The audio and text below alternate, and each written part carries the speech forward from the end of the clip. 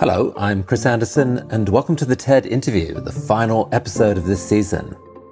So, I think we all could use a dose of courage these days, and today's guest has it in spades. In 2012, Malala Yousafzai was thrust into the global spotlight at age 15 when the Taliban attacked and nearly killed her because she'd criticized the group and their opposition to girls' education. In the years since, Malala has founded the Malala Fund and traveled the world to advocate for girls' rights to education. In 2014, she became the youngest recipient ever of the Nobel Peace Prize, and in 2017, the youngest ever UN Messenger of Peace.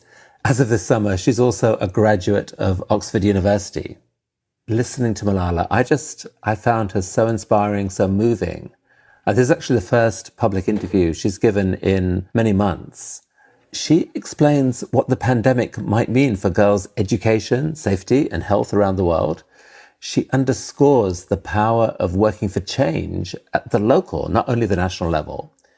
And she also reveals a bit of her regular self, the young woman who felt the pressure of becoming a global icon at age 15, but who can't wait to relax with Netflix. The activist whose role models include the very girls she speaks for. My colleague, Whitney Pennington Rodgers, current affairs curator at TED, interviewed Malala before a live virtual audience at TED 2020. Here is Whitney. I am absolutely thrilled to welcome Malala Yousafzai. Thank you, Whitney. Thank you so much. And, first and foremost, congratulations on your graduation. That is amazing. You recently tweeted that there will be lots of sleeping, reading, and Netflix in your future. And so, how does it feel to be finished with college? And what have you been up to these past couple of weeks? So to be honest, my exams were really long. They were a month-long exams, and I was just exhausted. I needed a long break. Right now, I am allowing myself, I'm just saying that, okay, you are allowed to do this for a bit because you need a bit of rest and a bit of break. So far, it's spending time with family, resetting my room, because it still looked like a high school girl's room. And I was like, I'm a graduate now. I need to change my room setting just to feel a bit older, to see that transformation around me as well, as much as I see it within me. And now I am unemployed, looking for jobs at home. But I'm really happy. I'm really, just so excited and overwhelmed that I have graduated from Oxford. I finished my undergraduate in philosophy, politics, and economics, and the past 3 years have been incredible. I have grown so much. I have learned so much from my friends, tutors, and professors, and everything that I saw there. That's great. Well, I'm glad to hear that you're actually making good on that tweet to take some time to rest. So, of course, as one of the world's most famous advocates for girls' education, this is obviously a really huge accomplishment, to finish college. And I'm curious just how this has influenced you as an activist, especially thinking about the fact that you had to head to the West and leave Pakistan to acquire your education. How has this influenced your work? It was always my dream to go and study in Oxford.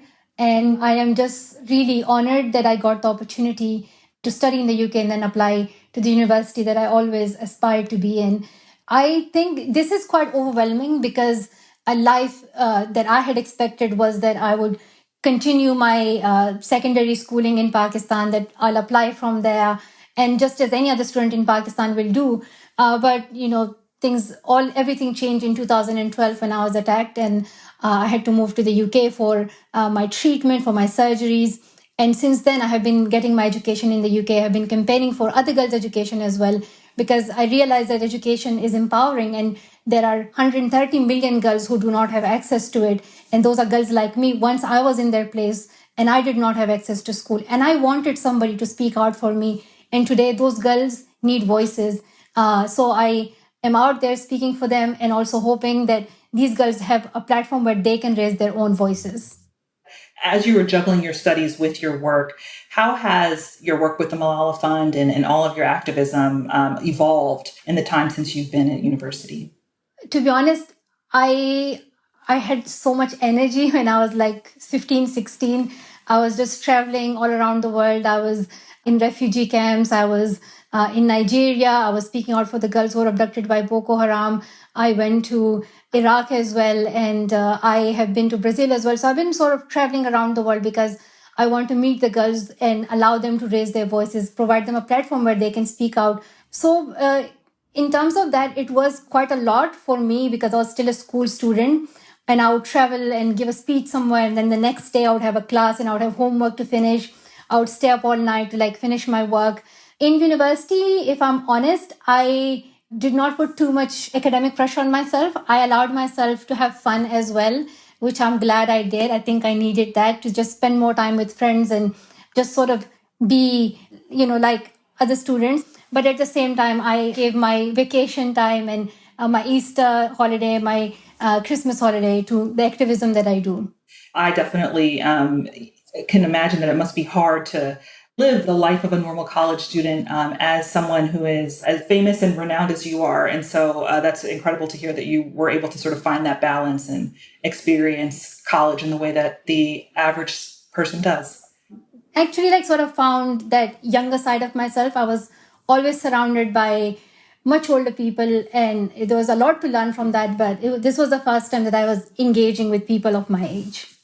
Well, I'd love to talk a little bit about your work and how it's connected to this moment and thinking about education for girls. Communities around the world have been devastated by the coronavirus pandemic in so many different ways. And could you talk a little bit to how this global health crisis has impacted girls' access to education specifically? 100%, COVID-19 is affecting people globally, and that include young girls as well. And Malala Fund, we did a research and looking into previous cases like Ebola. And the research shows that there are more than 10 million girls who are at risk of losing their education. These are girls who currently would drop out of their schools and may never be able to return to their schools, either because of early marriages, because of those cultural barriers that they face. Parents are more likely to prefer early marriage for them than their education, but also a lot of them would be needed into workforce because they will be a financial option for the family. And these are the girls who are really vulnerable to being trapped in that, and they may never be able to return to school. And this is what happened in the case of Ebola as well. There were many girls who did not return to their schools. And there is a risk that the same might happen to girls in this crisis as well. And, I think that some people might make the argument when you're thinking about what's happening with the pandemic that we should really be focusing our energy on building back the economy and our public health systems and thinking about how to find a vaccine. And that in this moment, it could be really easy for the issues for which you advocate to get pushed to the side. So, could you talk a little bit about why you think it's so important in this moment that we keep the focus on girls' education, we keep it central to these conversations? I think we should not forget about investing in girls, investing in women and their empowerment. They are sort of the key players in running countries and running our economies. And it's quite easy to forget about that and to ignore it. But I think it's time that we push governments and all the responsible authorities to not forget girls when they make policies, when they make decisions about future. I think one thing that is really at risk is financing for education. That has been stagnated for the past years, and there's a risk that could go down further, that could go into negative. So we don't want that. I really hope that governments stay committed to financing girls' education and they remain gender sensitive in that and ensure that there's equal investment in girls' education and especially their secondary education. I think the second thing would be safety and health. A lot of parents might be concerned about their children's health, especially young girls' health, when they send their daughters to school. And I think that's something that the policymakers need to look into that. One other issue that is teen pregnancies. In such situations, such as the current pandemic, the number of teenage pregnancies will increase. And then the risk is that when these girls return to school, in many countries and many local schools may not allow them to return to schools. So it's important that those norms are challenged, and even if girls face teenage pregnancies or have become mothers at teenage, that they are allowed to get back into their education. And I think finally, we need data. We need to go and research and also ensure that this is gender desegregated. And it's important that governments take responsibility for that. And I see the risk of it getting ignored. So it's time that all the champions, all the campaigners of girls' education, of education in general, of women's rights, that they come together and bring our voices together so they sort of grow louder. And when governments make policies, that our voices and our concerns are heard. And as you were talking through this, it really strikes me that in this moment, a lot of the work that you're doing, you often think about girls in developing countries and how access to education is limited in some spaces in the world. And I think even right now in wealthier nations, you're seeing too that there are lots of girls who are also not having the same access to school that they might have before the pandemic started. So I think it's really interesting to think about how all the things you've just mentioned apply to every corner of the world right now. And, I know our community's watching and they have lots of questions. So why don't we take a couple of those right now? You mentioned that you're now seeking employment. What is your dream job? To be honest, there are many. When I was probably 7 or 8, I wanted to be a car mechanic because I just thought it looks really cool. But right now, I think I am up for anything from working at a farm consultancy, working with young people, especially. I would really like to see the companies that young generation are building that are about a sustainable future. So would love that. And I would also very much like to take a break as well and travel. But unfortunately, because of the pandemic, that option is not as I expected it to be. Let's see what other questions we have. Do you feel pressure as an activist, and how do you balance that with pursuing other passions you have? I think there is pressure as an activist, but it is more so from me. When I started receiving support globally, and I was receiving letters and cards and from all across the world, and even now, like people are sending me beautiful notes, and it's in thousands that I would never be able to respond to all of them.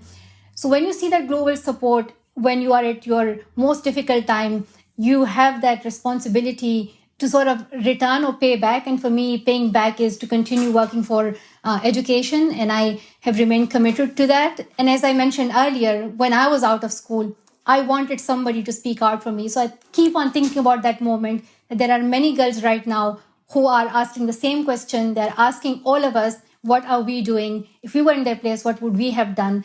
So that's why I think about that 11-year-old Malala and I keep on fighting. Let's take one more question right now. As so many young girls are forced into caretaker roles due to this pandemic, with parents forced to work or have COVID-19, what's the path forward to help close the gap this generation is having in their education?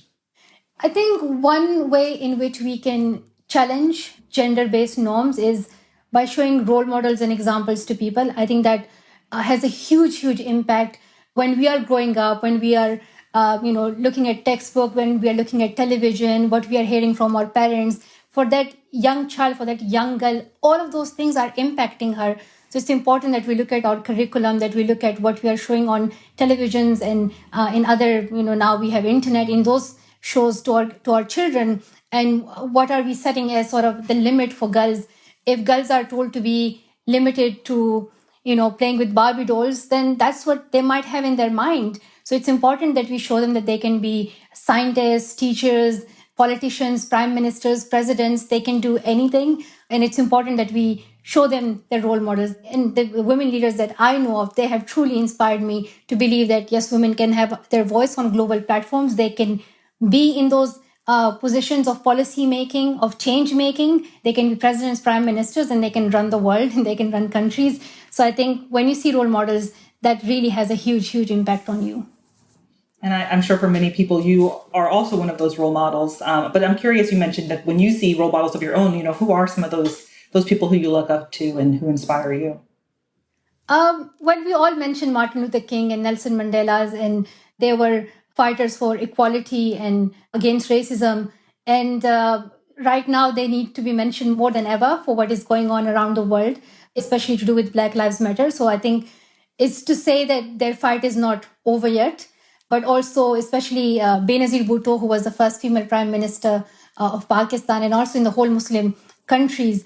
So she was a role model to me and to many young girls to believe that they can become leaders of their country, and many more, especially when I meet young girls. I have met many girls including in refugee camps. One was Najla, and she's a Yazidi refugee in a camp in Iraq.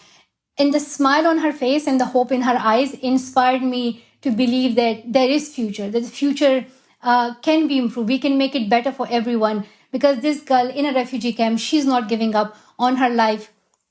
she's passionate. She's carrying a dictionary. She wants to learn new things. She wants to learn one new word every day, and she's passionate about changing the world. So that sort of gives you hope. So all these young girls that I meet, they're also my role models.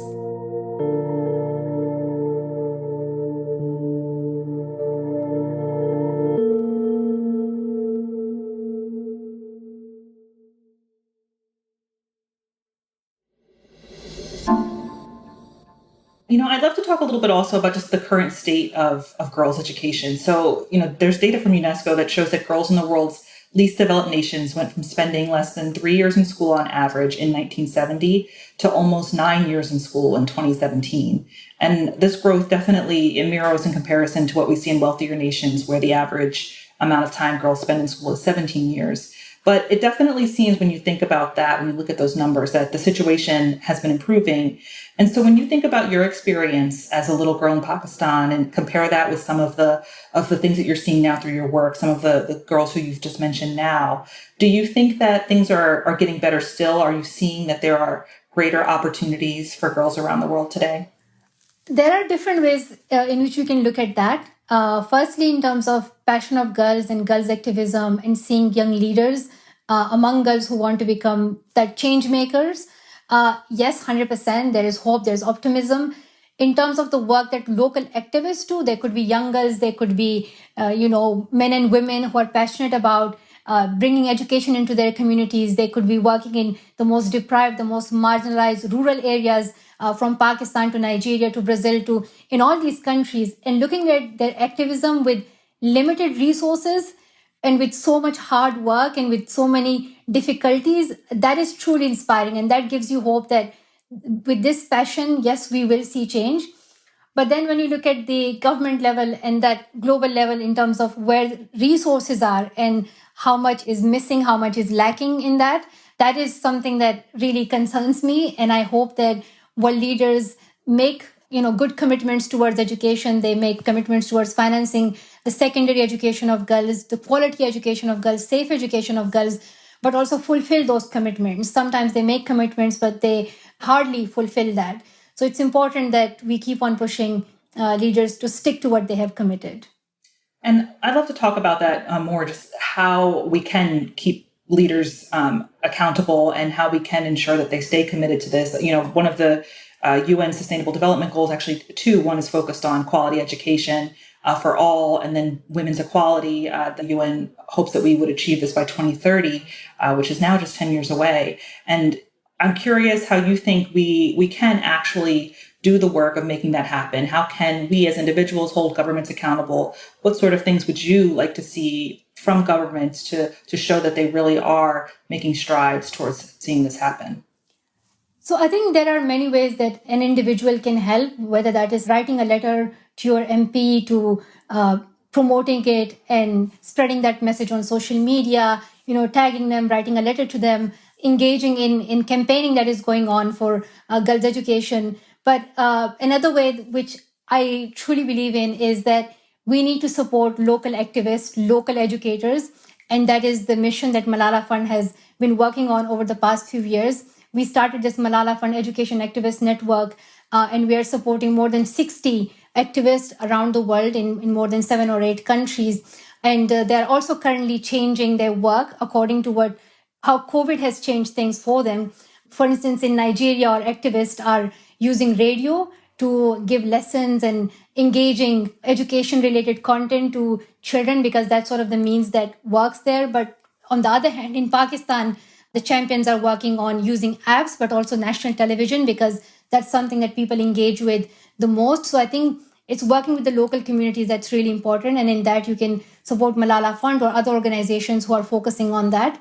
My father and I started as local activists in Swat Valley. So I understand what it means when you give even sort of little support to a local activist. It impacts their work hugely, and it helps them in so many ways to improve their work and reach out to many more girls. That's great. And I mean, you started to list some examples there that you've seen in Pakistan and other parts of the world of things that people are doing. And are there nations that you look to and think, wow, they've really figured this out. They're really getting it right in this way. And that you think nations can look to as models for how to implement some of these strategies for girls in their own countries? Well, I think in terms of like what is the ideal sort of model for girls' education, I don't think there is consensus on that yet. In terms of the countries that we are working in, where either the number of girls who are out of school is the highest, it depends on the area. Where, like in Lebanon, they are using these small electronic devices called tabshura, which has all the educational content that those children need for that age, and does not require that much electricity. It can be connected to multiple computers, and they're very helpful in refugee camps, and they're using it for Syrian refugee girls. And they're also trying to promote it on the sort of country level in Lebanon as well. So it sort of varies across countries and where we are working. On the one hand, it is a digital device. On the other hand, it's a radio. Then in another country, it's an app, or it's a national television. So, and I think that's sort of the bottom up approach that we might need, because there's not that sort of one fixed solution. If you, I don't know, send iPads to the north of Nigeria, and if there is lack of electricity and internet, that might not work. So it's important that you engage with the local activists and sort of find what is best for that area. Well, we have tons and tons of questions coming in from our community. So why don't we take a couple of those right now? As a male university professor, what can others like me and society as a whole offer to support your passion? How can we be the best allies for you? One way is to go on Malala Fund's website, malala.org, and there are many ways outlined there. You can become a supporter. You can engage on our platform called Assembly. Assembly is a platform where young girls share their stories. And I remember when I was blogging as an 11-year-old girl, sharing my story of what my life was like under the Taliban. And a lot of people read it. A lot of people listened to it. They supported me. So there are so many stories out there where girls will truly inspire you. And, when you see their commitment, their passion, and their hard work, it's just incredible.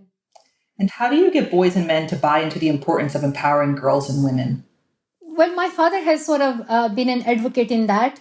He always shares his story of how he was celebrating the birth of his daughter while his relatives and everyone else was telling my mom that next time, hopefully, she will have a son when I was born. So my father has always celebrated me as his daughter, and he was passionate about girls' education. So when you have men role models who are, openly and vocally feminist, who not just verbally tell people that women are equal to men, but they practically show it. I think that's the men we need, who will say that they are giving equal opportunities to their daughters. They will allow them to do any job. They will allow them to have access to the same opportunities as boys have.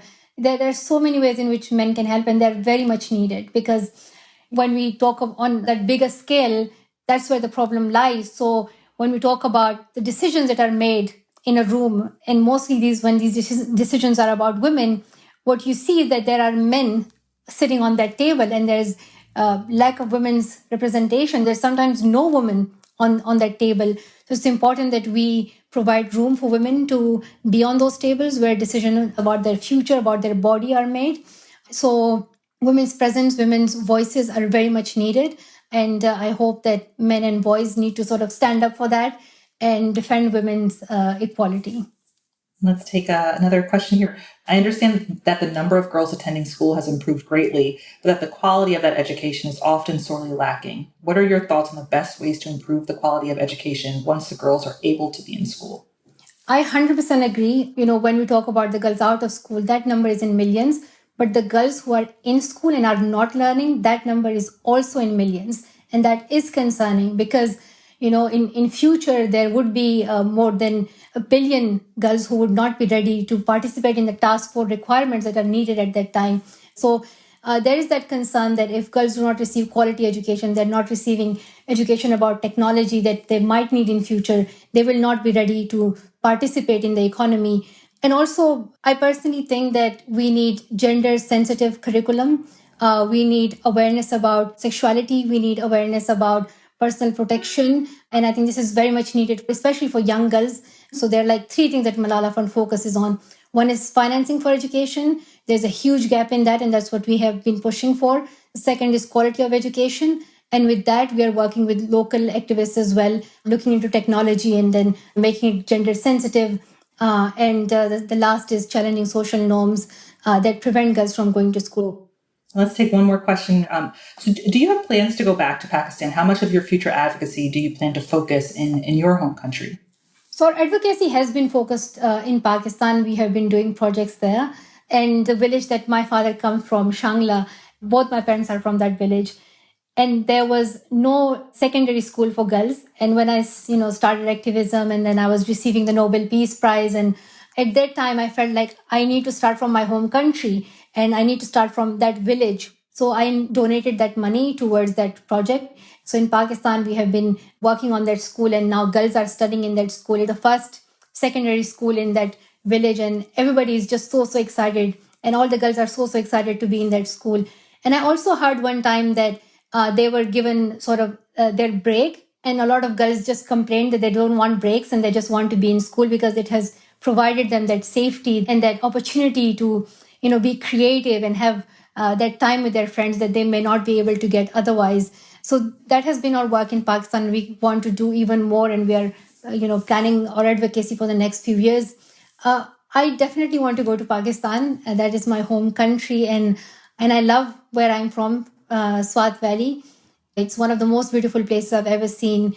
We are surrounded by these tall mountains and these beautiful rivers. So it's really a heaven on earth. So hopefully, whenever this pandemic restrictions are uplifted and whenever things are back to normal, I would love to go back to Pakistan.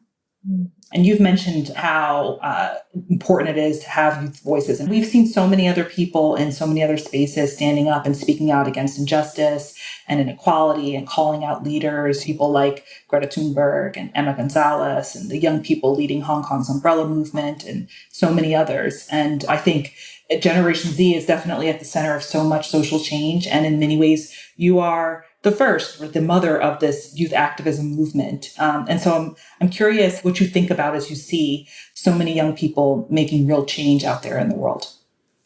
To be honest, when I started my activism as, 10 or 11-year-old girl, what really helped me and what really empowered me was the support from my father and my teachers and other people who believed in my voice at that age.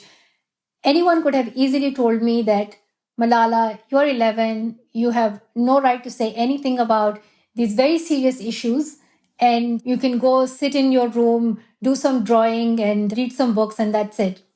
But I'm glad that my father and others stood by me. They valued my voice. They supported me. And this is needed more than ever. So I'm glad that I believed in myself and I stepped forward. And I took myself seriously right from the start. Other people don't listen to me. That doesn't matter, because as long as I keep on fighting, I know that they will at some point. But when I start doubting myself, I think that's the time when I sort of fail. So when I'm seeing these young leaders speaking out, whether for climate change and about gun control, and girls are talking about freedom and freedom of expression, and that just, I feel so happy. I cannot express it in words, and I hope that this group of young activists, it grows bigger and bigger. We are the future. We care about our future. We want a healthier, we want a safer, we want a better world for all of us. And I think in that we need to start our activism now, because there's just so much that needs to be done and that needs to be fixed. And do you think that this moment is different in some ways from the past? How do you frame this time in comparison to maybe when you first started being vocal about girls' education? I was in grade 5 or 6 when I started speaking out. When you are young, you want to envision what your future is going to be like. And you always wait for that moment when your studies will be completed and you will not have those sort of constraints around you that keeps your activism or your movement a bit limited. For me, right now, when I have completed my studies, I feel it's a moment that I am looking forward to doing a sort of flashback and looking back at, what I have achieved so far, what could I have done differently, and what is next. And I do like the sense of urgency that is right now.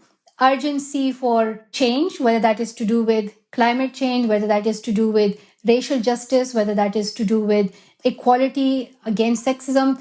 all these things. I just love the sense of urgency because it is pushing all of us to do something now. Because if we keep on waiting, I just think there's never that moment where you feel, okay, this is the right moment to challenge the system, because you might end up waiting for your whole life. So I'm curious, what do you see, I guess, for yourself in 10 years, 20 years, and even at the end of your lifetime, when you look back and see what you've accomplished, what do you really hope your greatest impact on history will be? My biggest dream wish is to see every girl in school. That has been my dream sort of since the day when I myself was out of school. I really remember that moment when I woke up on the 15th of January 2009 and I could not go to school. This was because the Taliban had banned girls' education in Swat and no girl was allowed to go back to school. And I realized that education was more than just learning from textbooks and more than just writing and reading. It was about emancipation for women. I felt more vulnerable to being married at early age, to being discriminated, not being able to achieve my dreams, whether that was to become a doctor or a teacher. So these are the things that are taken away from you at the same time. Since then, I have stayed committed to girls' education. And I hope that in my lifetime, I see that. I believe in it. Sometimes it sounds sort of too optimistic, but I think we can do it. Other than that, I think there's a lot more to fix. We need to do a lot more about empowering women, allowing girls to dream big and to dream sort of beyond what society tells them to do. And I want to see more women in leadership. I want to see women running countries. I want to see women, running companies and big firms and going to space and, working in technology and being part of all those sectors that are out there. So I hope to see that in my lifetime. That's great. I mean, I think what inspires a lot of people and what makes so many people look to you as a source of hope is this fearlessness that you seem to have, this feeling that you can sort of take anything on. And I'm curious, what makes you afraid, I guess, in this moment? And then finally, what makes you most hopeful? But what scares you? I think what scares me is probably being too slow and not being true to myself. I have always believed in activism. I've always believed in change. And I think it is possible if you stay committed to it. So I hope that I stay committed to it. And I hope that I'm surrounded by the right people who guide me in the right path. And it is true. People get exhausted. People get tired. People lose hope. They don't see any change. They're surrounded by people who might be encouraging them not to speak out because just telling them that it could be controversial or they might lose support. So those sort of things are there. And I think it's staying strong in the middle of those constraints that are out there. So I think that's something that I really hope that we all continue to have. What gives me hope is the hope that young people have. And this younger generation, they are the future. And I'm really, really happy and hopeful that they will be change makers and they will improve this world. They will fix what, our fathers and forefathers have sort of the mistakes that they have made, and they'll fix the system that they have created. It might take time, but we will stay committed to it and we will make a world that is fair and equal for everyone.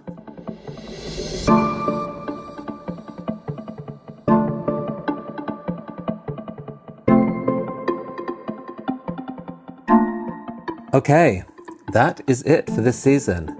Thank you so much for tuning in. If you have feedback, we would love to hear it. You can write a review on Apple Podcasts or email us at podcasts@ted.com. We read every piece of feedback we get. We'll be back later this year with more episodes of the TED Interview. So a big thank you to our podcast team. Our editor is Grace Rubenstein. Our podcast producer is Kim Nidafane-Peterser. And our production manager is Anna Phelan. Our show is mixed by David Herman, and our theme music is by Alison Leighton Brown. Thank you, our listeners. Stay well.